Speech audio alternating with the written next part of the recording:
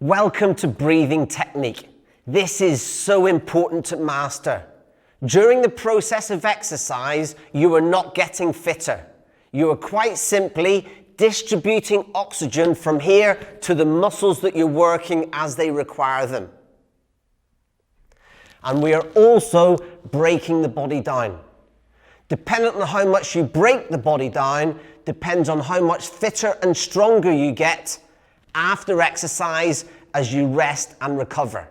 During exercises, you take a big deep breath in on the easy part of the exercise and you exhale out on the hard part of the exercise. So you exhale on exertion. And we will go through this on each of the exercises in the bank of exercises in your members area. Now we're going to move on to breathing techniques during cardiovascular exercise. You quite simply want to link your breathing to the rhythm of the exercise. When you swim, you exhale out when your head is under the water, and you breathe in as you bring your head out of the water. When you row, you exhale out as you pull the oar to the rear, and you inhale as you release the oar to the front. When you're cycling, you get a rhythm going with your breathing as your feet are spinning the pedals round.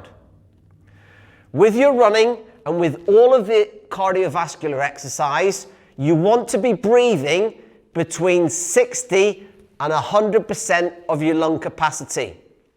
Just take a big deep breath in now.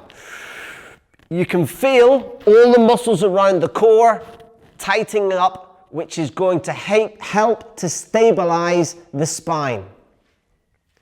If we are running, you take a big deep breath in. The first time your right leg hits the floor, a small spit of oxygen out.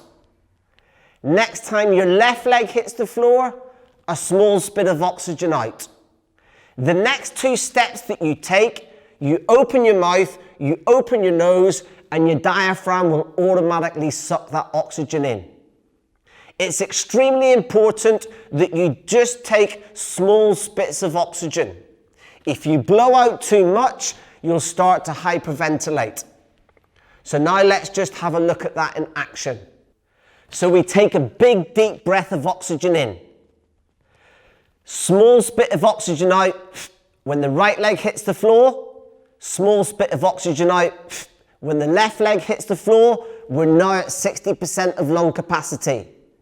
The next two steps, open your mouth, open your nose, fill your lungs with oxygen, and repeat the process.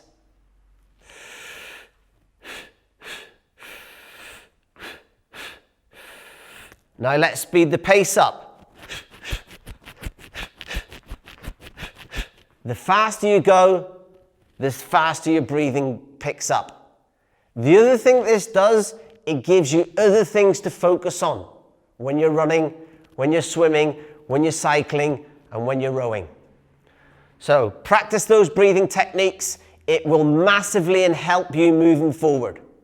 If you're struggling with your cardio and you have to stop, it means you're going too fast. So just slow the pace down.